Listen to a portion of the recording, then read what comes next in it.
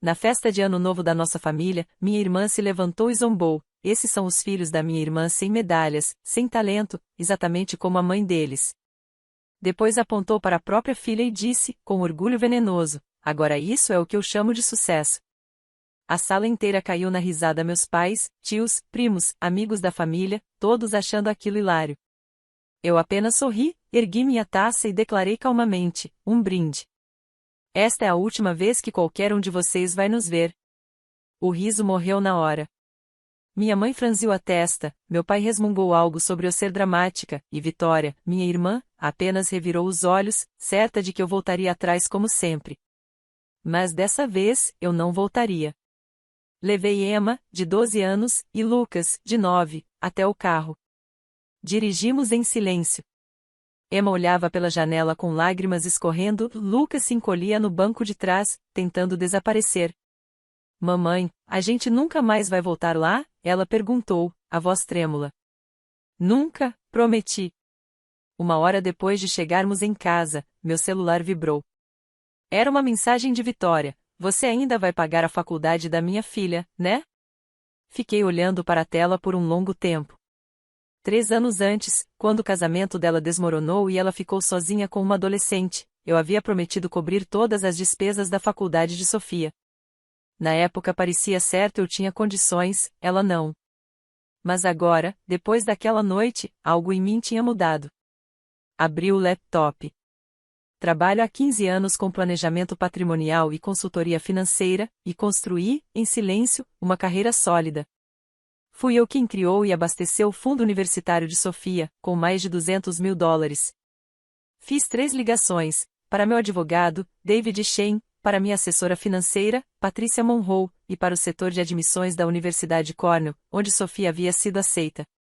Depois, respondi a Vitória com uma única palavra, não. O celular explodiu em ligações e mensagens dela, dos meus pais, de primos distantes. Bloqueei todos. Na manhã seguinte, levei Emma e Lucas ao restaurante que eles mais gostavam. Pedimos panquecas com gotas de chocolate e falamos sobre tudo, menos sobre a festa. Posso dizer uma coisa? Perguntei, observando-os colocar calda nos pratos. Tenho orgulho de vocês, dos dois. Emma hesitou, mas a gente não tem medalhas. Eu segurei a mão dela. Você toca piano lindamente, aprendeu sozinha a compor músicas. E o Lucas construiu um robô com sucata que realmente se mexe e acende. Vocês são gentis, criativos, inteligentes. Isso não é nada? É tudo. Nos dias seguintes, sentei com meus consultores e reestruturei o fundo da faculdade de Sofia.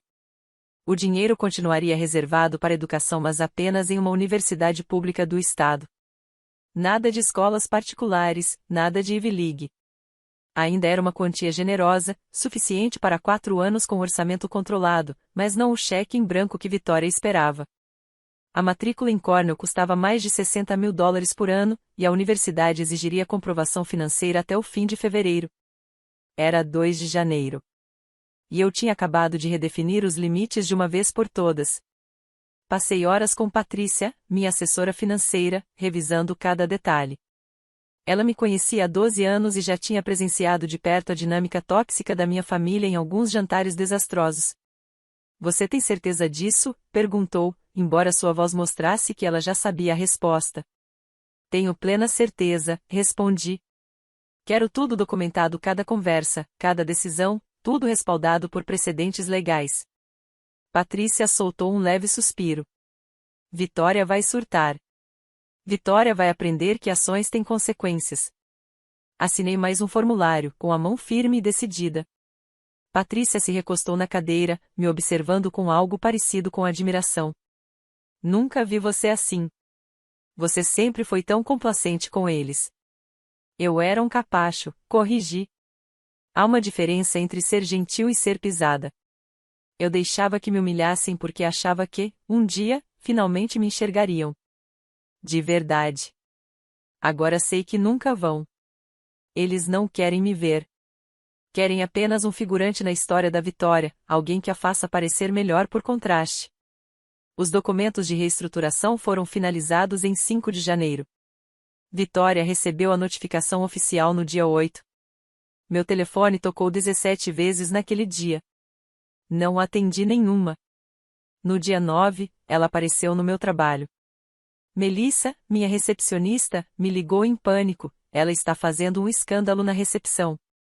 Chamo a segurança. Saí da sala e encontrei Vitória gritando com ela, o rosto vermelho, os olhos cheios de raiva. Alguns clientes na sala de espera filmavam com seus celulares. Você não pode fazer isso, ela berrou assim que me viu. Esse dinheiro é da Sofia. Você prometeu. Mantenha a voz baixa, respondi friamente.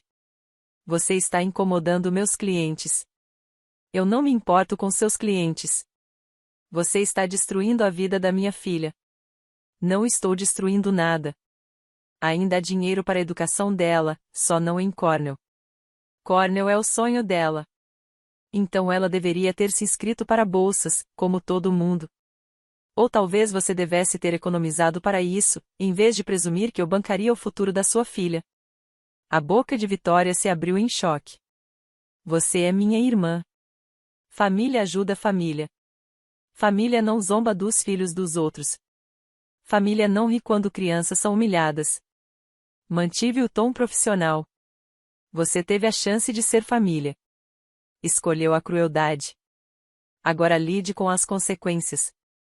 Mamãe e papai estão furiosos com você. Imagino. Que se juntem a você na decepção. Sofia se esforçou tanto para ser aceita. E pode continuar se esforçando numa universidade pública.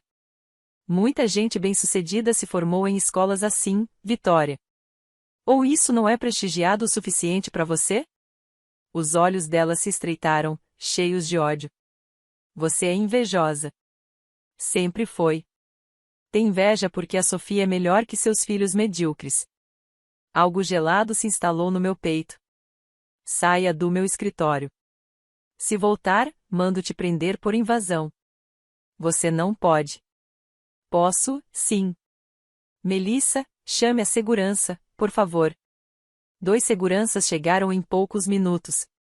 Vitória saiu gritando ameaças pelos corredores, dizendo que eu me arrependeria, que me processaria por tudo, que morreria sozinha e miserável. Fechei a porta do escritório e fiquei sentada por um momento. As mãos tremiam não de medo, mas de alívio. De uma satisfação profunda, por finalmente estar de pé, defendendo a mim e aos meus filhos. Mais tarde, meu advogado, David, me ligou. Soube do incidente. Temos as filmagens de segurança. Ótimo. Guarde-as. O advogado da Vitória entrou em contato. Estão ameaçando processar por quebra de contrato verbal. Deixe que tentem. Tenho 3 anos de e-mails e mensagens em que ela chama meus filhos de burros, preguiçosos e inúteis. Tenho registros de cada comentário cruel, cada comparação, cada vez que usou a Sofia para rebaixar Emma e Lucas. Também salvei o vídeo do ano novo antes que meu primo apagasse.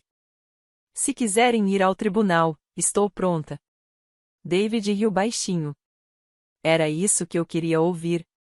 Vou preparar nossa resposta. Naquela noite, Emma me encontrou na cozinha, encarando o laptop. Mãe, você tá bem? Fechei o computador e a abracei. Tô melhor do que nunca. Cansei de deixar que nos tratem mal. A tia Vitória foi no seu trabalho? Foi. Tava brava por causa do fundo da faculdade da Sofia. Por que você mudou? Olhei para minha filha tão inteligente e sensível, com apenas 12 anos. Mudei, sim. Porque não vou recompensar quem machuca vocês. A vovó já me chamou de medíocre, Emma murmurou. Ano passado, depois do meu recital. Disse que eu devia desistir do piano porque nunca seria tão boa quanto as outras crianças. Meu coração se partiu. Você nunca me contou isso. Não queria te deixar triste. Você sempre ficava estressada depois das visitas. Eu ficava porque estar perto deles era exaustivo. Sempre pisando em ovos para evitar alguma crueldade. Segurei o rosto dela com as mãos. Você não é medíocre, Emma. Você é excepcional. E sua avó está errada sobre tudo que realmente importa. Ela me abraçou com força, chorando baixinho. Quanto sofrimento meus filhos tinham carregado, tentando me proteger da verdade sobre a minha própria família. Lucas apareceu na porta, com um robô nos braços. A gente nunca mais vai voltar? Nunca, prometi mais uma vez. Acabou. Não vamos mais conviver com quem nos faz sentir pequenos. Meu celular continuava tocando de números desconhecidos. Ignorei todos. Em vez disso, me concentrei nos meus filhos. Passamos a semana entre o Natal e o Ano Novo fazendo tudo o que eles queriam. Fomos a museus, ao cinema, e ao parque de trampolins que Lucas tanto pedia. Emma e eu passamos uma tarde inteira numa loja de música. Ela experimentou vários teclados até encontrar um que fez seu rosto se iluminar. Comprei sem hesitar, junto com o software de composição que ela sonhava em ter. Sério? Ela perguntou, quase sem fôlego. Sério. Quero ouvir o que você vai criar. No dia 6 de janeiro, minha mãe apareceu no meu escritório. Melissa me avisou, a voz tensa, tem uma mulher aqui dizendo que é sua mãe. Diga que não estou disponível. Ela disse que vai esperar. Então vai esperar muito. Pela janela, observei minha mãe andar de um lado para o outro na recepção por 20 minutos, até finalmente ir embora, furiosa. Na manhã seguinte, ela voltou dessa vez com reforços, minha tia Linda e minha prima Raquel. Formaram uma pequena delegação no saguão, falando alto sobre filhas ingratas e deveres familiares. Liguei para a segurança do prédio. Há 3 mulheres assediando minha equipe e perturbando os outros escritórios. Por favor, tirem-nas daqui. O rosto da minha mãe ficou roxo quando o segurança se aproximou. Ouvi sua voz subir em indignação. Eu sou a mãe dela. Ela não pode me mandar embora. Senhora, a senhora precisa se retirar, disse o segurança com firmeza. Isso é um absurdo. Nathalie, saia daí e me enfrente como uma adulta.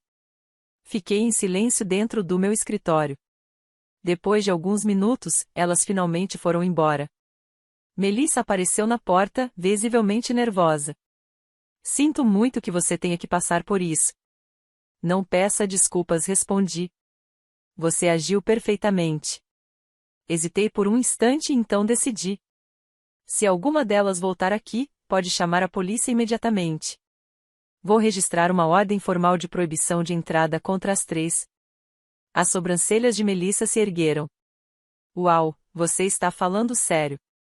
Mortalmente séria. Elas já apareceram 2 vezes, atrapalhando meu trabalho. Não vou tolerar isso. Naquela noite, chegou uma carta registrada em minha casa. Abri e encontrei uma notificação do advogado da Vitória, exigindo o pagamento integral dos custos da faculdade de Sofia. O documento alegava que eu havia feito um contrato verbal e agora estava violando-o. O texto estava cheio de jargões jurídicos, nitidamente escritos para intimidar alguém sem advogado.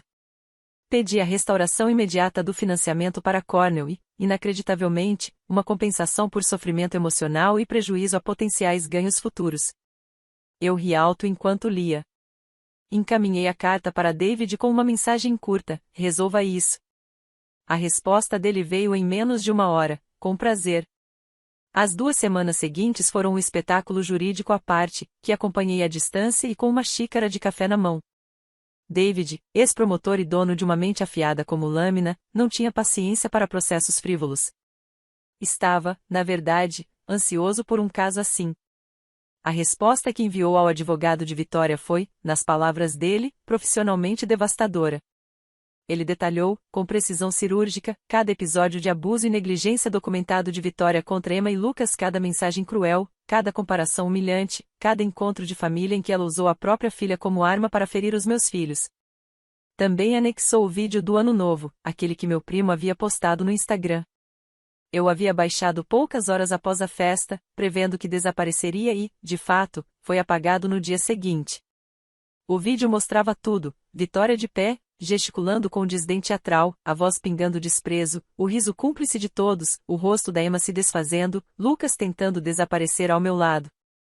E então, minha fala calma, o brinde, e nossa saída digna enquanto Vitória sorria, convencida de sua vitória. David incluiu uma contrademanda por inflição intencional de sofrimento emocional contra menores, com Emma e Lucas como autores, representados por mim. Exigiu indenização, um pedido público de desculpas e uma ordem de restrição. 3 dias depois, o advogado de Vitória retirou o processo. Mas minha mãe tentou outro caminho. Passou a aparecer na escola da Emma, esperando na fila de saída. Na primeira vez, Emma me ligou chorando da secretaria. A vovó está aqui. Disse que só quer conversar, mas o diretor não deixa ela me levar sem sua permissão. Ótimo. Diga ao diretor que estarei aí em 10 minutos. Quando cheguei, encontrei minha mãe discutindo com o diretor e o segurança. Seu rosto se iluminou ao me ver, como se esperasse uma reconciliação emocionante. Nathalie. Finalmente. Diga a eles que está tudo bem eu falar com a Emma. Ela é minha neta. Não respondi, fria. Ela piscou, confusa. O quê? Eu disse não. A senhora não tem permissão para ter contato com meus filhos. Nem na escola, nem em lugar nenhum. Virei-me para o diretor. Quero registrar formalmente que minha mãe não pode buscar nem interagir com nenhuma das minhas crianças. Se ela aparecer novamente, chame a polícia. Você não pode fazer isso. Gritou minha mãe, a voz em histeria. Eles são meus netos. Olhei para ela, sem emoção. A senhora riu quando Vitória humilhou seus netos. Ficou bebendo champanhe enquanto eles tentavam não chorar. Meu tom permaneceu gelado. A senhora fez a sua escolha. Agora viva com ela. Eu não ri. Riu sim, ela retrucou. Está no vídeo. Quer que eu te mostre? A boca dela se abriu e fechou sem som. O diretor parecia extremamente desconfortável. O segurança mudou de posição, pronto para intervir se fosse necessário. Emma e Lucas são meus bebês, minha mãe tentou novamente, agora no papel de avó ferida. Eu os amo. Amor não humilha, respondi friamente. Amor não fica de braços cruzados enquanto alguém destrói crianças por diversão. O que você sente não é amor. É posse. Preenchi ali mesmo os formulários, listando minha mãe, Vitória e outros familiares como pessoas proibidas de ter contato com meus filhos. O diretor garantiu que a escola cumpriria as restrições à risca. Minha mãe saiu chorando, mas eu não senti nada além de uma satisfação sombria por ter protegido meus filhos de mais uma emboscada. No fim de fevereiro, o prazo para os documentos financeiros de Cornell expirou. Segundo minhas fontes, a filha da Melissa estudava lá e conhecia Sofia do colégio. A admissão de Sofia foi cancelada quando as provas de financiamento não apareceram. Vitória publicou um longo e venenoso desabafo no Facebook sobre irmãs ingratas e promessas quebradas. Eu nem cheguei a ver, mas 3 ex-amigas me mandaram capturas de tela, como se esperassem que eu me sentisse culpada. Eu não senti nada, só alívio. Finalmente, o cordão tinha sido cortado. Emma chegou em casa radiante após a aula de piano. A professora Rodrigues disse que estou pronta para o recital da primavera. Ela quer que eu toque uma das minhas composições. Abracei-a com força. Isso é incrível, meu amor. Ela disse que eu tenho talento de verdade, Emma murmurou, surpresa, como se nunca tivesse acreditado nisso antes. Eu sei que tem, respondi. Lucas entrou correndo na cozinha com seu robô na mão. Mãe, olha. Consertei o braço. Agora ele consegue pegar coisas. Observei enquanto ele demonstrava, o rosto iluminado de orgulho. Esse garoto, que um dia foi chamado de sem talento, havia aprendido engenharia básica sozinho, assistindo a vídeos no YouTube movido apenas pela determinação. Você é incrível, eu disse. Eu queria entrar no clube de robótica da escola, tudo bem para você? Perguntou tímido. Mais que tudo. Vamos te inscrever amanhã. Em março, chegou outra carta do advogado de Vitória, desta vez ameaçando um processo por sofrimento emocional e alienação familiar. A resposta de David foi rápida e implacável, uma notificação de cessar e desistir, detalhando cada ato documentado de abuso emocional cometido por Vitória, incluindo o incidente de Ano Novo capturado em vídeo. A ameaça cessou, mas o assédio não. Só mudou de forma. Macacos voadores, David os chamava. Gente que sua família manda para fazer o trabalho sujo.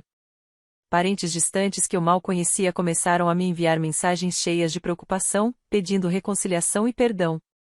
Velhos amigos da família ligavam dizendo que eu estava sendo dura demais, que Vitória não quis magoar ninguém, que eu estava destruindo a família. Você está acabando com seus pais, disse a tia Linda em uma ligação particularmente agressiva que eu atendi por engano. Sua mãe chora todo dia. Seu pai está com a pressão alta. Tudo porque você não sabe levar uma piada. Uma piada, repeti, fria. Vitória tem um senso de humor afiado. Sempre teve. Você é que é sensível demais. Ela chamou meus filhos de sem talento diante de todos, comparou-os com a filha dela e incentivou as risadas. Isso não é humor, linda. É crueldade. Ah, pelo amor de Deus. Crianças precisam ter casca grossa. O mundo é cruel. O mundo já é cruel bastante. O lar deveria ser seguro. A família deveria ser segura. Se você não entende isso, não temos mais nada a conversar. Desliguei e bloqueei o número. Mas as mensagens continuaram vindo. Sócio do meu pai, uma amiga do clube de leitura da minha mãe, até uma colega da faculdade com quem eu não falava há 8 anos me escreveu de repente, perguntando se eu estava bem e insinuando que talvez eu tivesse exagerado. Quanto minha mãe te pagou para me mandar mensagem? Perguntei. Silêncio. Depois veio a resposta. Ela só está preocupada com você. Bloqueei também. A enxurrada era cansativa. Todos os dias havia uma nova tentativa de me desgastar, de me fazer sentir culpada, de me convencer de que eu era o problema. Algumas mensagens vinham disfarçadas de preocupação, outras eram ataques diretos, me chamando de mesquinha, vingativa, cruel. Comecei a registrar tudo, cada ligação, cada mensagem, cada tentativa de contato. David sugeriu que seria útil caso precisássemos entrar com uma ação por assédio. Eles não vão parar, ele me alertou. Pessoas assim nunca param. Vão escalar até você ceder ou conseguir uma ordem de restrição. O que você recomenda? Perguntei. Documente tudo. Não responda nada. Deixe que cavem a própria cova. O clube de robótica virou o refúgio de Lucas. Os colegas não sabiam nada sobre nossa história, viam apenas um garoto inteligente e criativo que construía robôs incríveis. A capitã da equipe, Jenna, uma menina de 14 anos, tratava-o como um igual, pedindo sua opinião e aplicando suas ideias. A Jenna disse que meu sistema de engrenagens foi genial. Lucas contou um dia, vibrando de empolgação. Disse que eu penso fora da caixa. E é verdade, respondi, bagunçando o cabelo dele. O treinador Marcos quer que eu lidere o design do braço do robô de competição. Disse que eu tenho a melhor noção espacial do time. Ver meu filho florescer, cheio de propósito e confiança, fazia tudo valer a pena. Ele finalmente recebia o que merecia, reconhecimento, incentivo e fé em suas habilidades. As aulas de piano de Emma com o novo professor, Michael Harrison, do conservatório, abriram um novo mundo para ela. Ele a tratava como uma musicista de verdade, não como uma criança brincando. Passava exercícios desafiadores, apresentava novos compositores e a ensinava a explorar a emoção por trás de cada nota. Hoje ele me fez chorar, Emma disse após a terceira aula. Meu coração parou. O que aconteceu? Não de tristeza. Ele tocou uma peça de uma compositora chamada Caroline Shaw. Era tão linda que eu comecei a chorar. Aí ele disse, é isso que a música de verdade faz você sentir coisas que nem sabia que podia sentir. Emma sorriu. Ele disse que eu também tenho esse domingo. Que minhas composições fazem as pessoas sentir. Ela me mostrou a peça em que estava trabalhando uma mistura complexa de temas, ao mesmo tempo delicada e poderosa.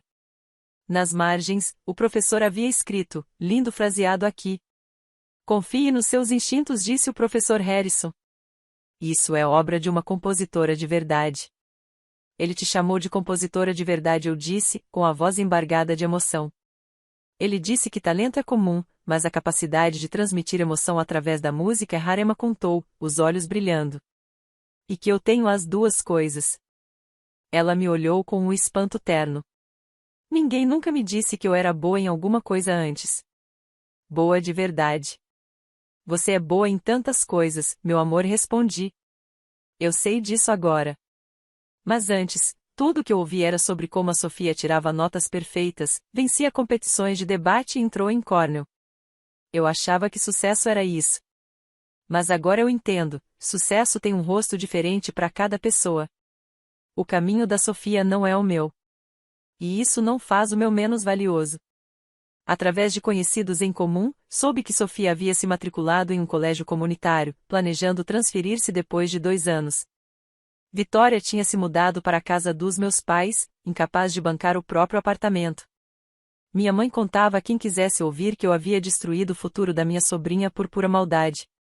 Às vezes eu me perguntava se algum deles se lembrava do que riram naquela noite, se alguma vez pensaram em como aquelas palavras tinham machucado 2 crianças que não fizeram nada além de existir. Provavelmente não. A primavera chegou, trazendo o recital de Emma. Ela usava um vestido azul escuro e apresentou sua composição original, uma peça melancólica chamada Invisível, com tanta emoção que vi pessoas na plateia enxugando lágrimas. Quando ela se curvou, o aplauso foi ensurdecedor. Depois, me encontrou no meio da multidão, sorrindo de orelha a orelha. Você ouviu? Eles amaram. Claro que amaram, respondi. Você é incrivelmente talentosa. Em abril, a equipe de robótica de Lucas chegou à competição regional. Eles não venceram, mas o robô funcionou perfeitamente, e os juízes elogiaram o design inovador dele. Lucas voltou para casa com uma medalha de 3º lugar e um certificado, que pendurou com orgulho no quarto. 100 medalhas, né? Disse ele, olhando satisfeito para o troféu. Eu apenas sorri. Nenhuma mesmo. Em maio, recebi um convite para o casamento da minha prima Raquel, uma das pessoas que haviam rido naquela noite. Respondi não sem explicação. Ela me ligou, confusa e magoada. Nathalie, o que está acontecendo? Somos família. Família não humilha os filhos uns dos outros por diversão, respondi calmamente. Aquilo foi há meses. A Vitória só estava brincando. Você é tão sensível. Você riu enquanto meus filhos tentavam não chorar. Isso não é sensibilidade. É consequência. Você vai jogar fora toda a nossa relação por causa disso? Eu não estou jogando nada fora. Só cansei de fingir que crueldade disfarçada de piada é aceitável só porque temos o mesmo sangue. Ela desligou. Eu deletei o contato e segui em frente. Mas o casamento de Raquel acabou virando um ponto de virada e não do jeito que eu esperava. Sem mim lá, a família aparentemente passou a recepção inteira falando sobre mim, sobre como eu tinha mudado, como eu estava fria, como eu abandonei todo mundo por nada. Soube disso por Kelly, uma velha amiga que tinha sido convidada e testemunhou tudo. Ela me ligou no dia seguinte, indignada. Nathalie, eles passaram horas te difamando. Sua mãe fez um discurso inteiro sobre filhos ingratos e famílias destruídas. A Vitória chorou no jantar de ensaio dizendo que você acabou com os sonhos da Sofia. Foi um pesadelo. Parece típico, murmurei. Mas nem todo mundo concordou com eles. A família do noivo estava lá e ficou claramente desconfortável. Algumas pessoas perguntaram por que você tinha cortado o contato. Quando sua mãe contou sobre o incidente de Ano Novo, várias pessoas ficaram horrorizadas. Sério? Perguntei. Sim. Uma das tias do noivo chegou a dizer, espera aí, ela insultou seus netos na frente de todo mundo, e você está brava porque sua filha os protegeu? Sua mãe tentou amenizar, disse que não tinha sido tão ruim, mas as pessoas tinham celulares. Alguém ainda tinha o vídeo do Instagram daquela noite, antes de seu primo deletar, e mostraram ali mesmo. Sentei pesadamente. Eles viram o vídeo? Viram. E Nathalie, é pior do que você imagina. Visto de fora, sem o contexto familiar, parece só uma mulher adulta zombando de crianças enquanto todos riem. A família do noivo ficou chocada. Ouvi a mãe dele dizer depois que a sua família tem sérios problemas de disfunção. Provavelmente a maior verdade dita naquela festa, respondi. Eu só queria que você soubesse que nem todo mundo acha que você está errada. Alguns de nós enxergamos o que realmente aconteceu. E, por mais que demore para dizer, me desculpa por não ter falado nada naquela noite. Eu devia ter dito. A ligação de Kelly significou mais do que ela imaginava. Eu vinha carregando o peso de ser a vilã da história da família, me perguntando se tinha exagerado, se estava sendo dura demais. Mas não estava. Eu tinha protegido meus filhos de pessoas que mostraram não ser dignas do coração deles. Junho chegou com o recital de fim de semestre de Emma com o professor Harrison. O conservatório organizou o evento em um salão de concertos deslumbrante, com acústica perfeita e poltronas de veludo. Emma apresentou 3 peças, 2 clássicas e uma de sua própria composição.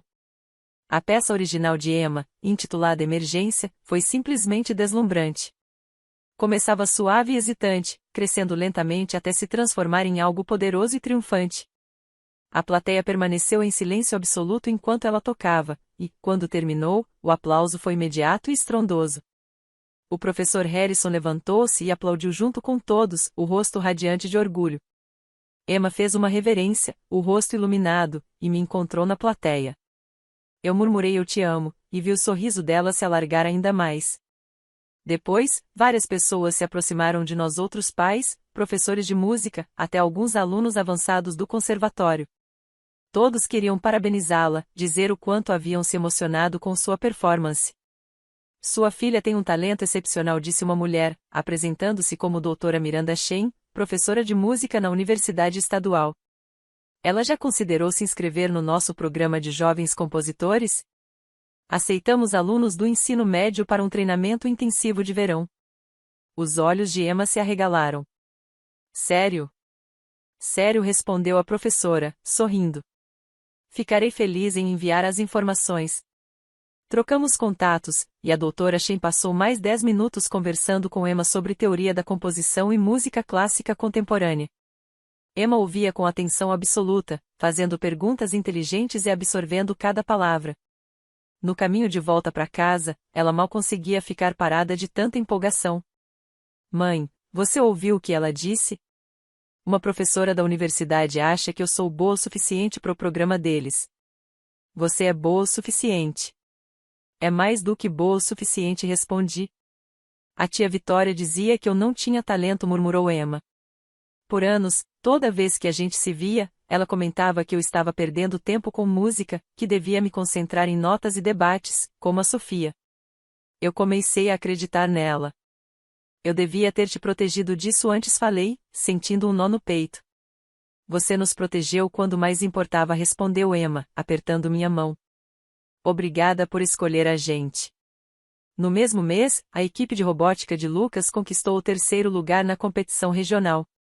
O design que ele criou para o braço do robô foi citado pelos juízes como inovador e tecnicamente impecável. Ele voltou para casa com um troféu, uma medalha e um certificado, que organizou com cuidado na prateleira do quarto. O técnico Marcos disse que eu devia me inscrever no programa estadual de STEM no ano que vem, contou, orgulhoso. É competitivo, mas ele acha que eu tenho boas chances. Claro que tem, eu disse.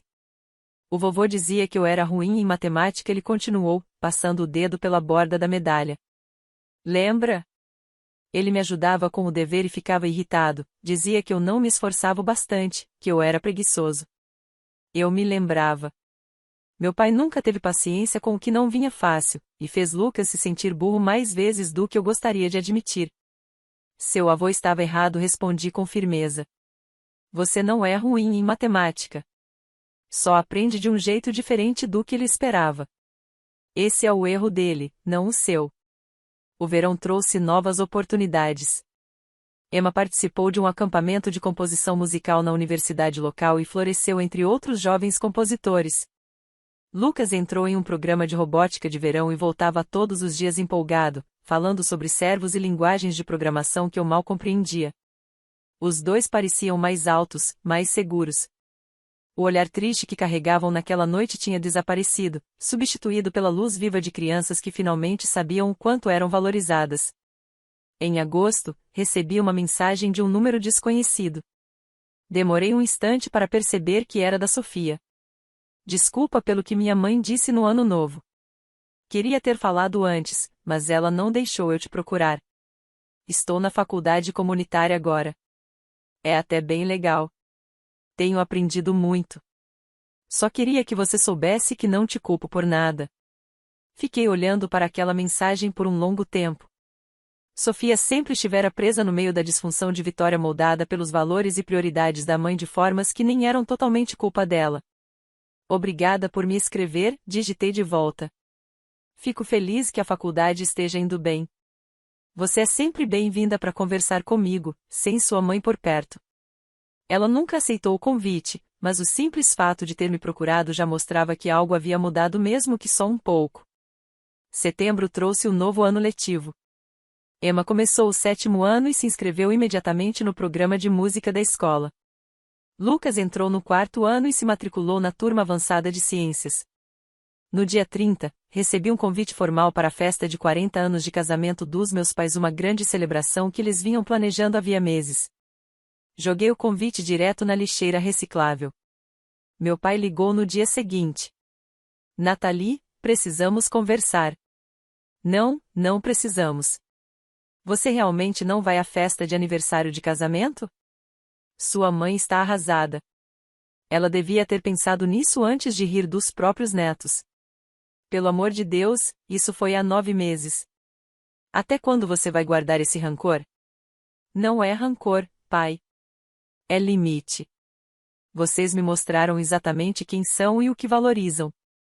Estou apenas acreditando em vocês. Vitória é sua irmã. Sofia é sua sobrinha. Somos sua família. Família não faz o que vocês fizeram. Família protege as crianças, não as humilha por diversão. Você está sendo irracional. Então acho que sou irracional. Adeus, pai. Desliguei o telefone e bloqueei o número dele também. A festa de aniversário aconteceu sem nós. Em vez disso, levei Emma e Lucas a um parque de diversões, onde passamos o dia inteiro andando em montanhas russas, comendo comidas caras e rindo até doer a barriga. Esse é o melhor sábado de todos, declarou Lucas, com o rosto todo lambuzado de algodão doce. Emma concordou, sorrindo. Muito melhor do que uma festa chata. Bem melhor, confirmei. Outubro trouxe um clima mais fresco e uma paz que eu não sentia havia anos. Eu havia parado de esperar que minha família pedisse desculpas ou mudasse. Parei de sonhar que um dia viriam meus filhos como eu os via, inteiros, dignos, valiosos. Eu simplesmente segui em frente, sem eles. A professora de música de Emma me chamou para uma reunião. Meu coração apertou, temendo problemas. Mas a senhora Rodrigues estava sorrindo. Emma tem um talento extraordinário, disse. Dou aula há 23 anos e raramente encontro alunos com o mesmo nível de compreensão intuitiva da composição. Você já pensou em aulas particulares com um professor mais especializado? Eu nem tinha considerado isso. Há um professor no conservatório que aceita alguns poucos alunos jovens por ano. Gostaria de recomendar a Emma, se você estiver interessada. Emma, o que acha? Perguntei. Seus olhos brilhavam. Sério? O conservatório? Na semana seguinte, nos reunimos com o professor. Ele ouviu Emma tocar 3 de suas composições, fez perguntas sobre o processo criativo e suas influências. Quando ela terminou, ele se recostou na cadeira e a observou com atenção. Você tem algo especial, disse ele. Algo que não se ensina, só se cultiva. Seria uma honra trabalhar com você. O nome dele era Professor Michael Harrison, e ele se tornou uma figura transformadora na educação musical de Emma. Ela parecia prestes a flutuar de tanta felicidade. No caminho de volta para casa, virou-se para mim com lágrimas nos olhos. A tia Vitória disse que eu não tinha talento. Sua tia estava errada sobre muitas coisas. Ainda bem que a gente foi embora. Eu também acho, meu amor. Enquanto isso, a equipe de robótica de Lucas começou a se preparar para a competição estadual. Ele passava horas na garagem que eu havia transformado num espaço de trabalho, ajustando e testando sua mais nova criação. Os professores me contaram que ele vinha se destacando em matemática e ciências, mostrando aptidão real para a engenharia. Em novembro, Vitória me enviou um pedido de amizade no Facebook. Recusei. No dia seguinte, ela mandou outro. Recusei de novo. No terceiro dia, criou uma nova conta e me mandou uma mensagem direta. Podemos conversar, por favor? Eu sei que errei. Sinto sua falta. Li a mensagem e a apaguei sem responder. Dezembro chegou junto com o primeiro aniversário daquele terrível ano novo.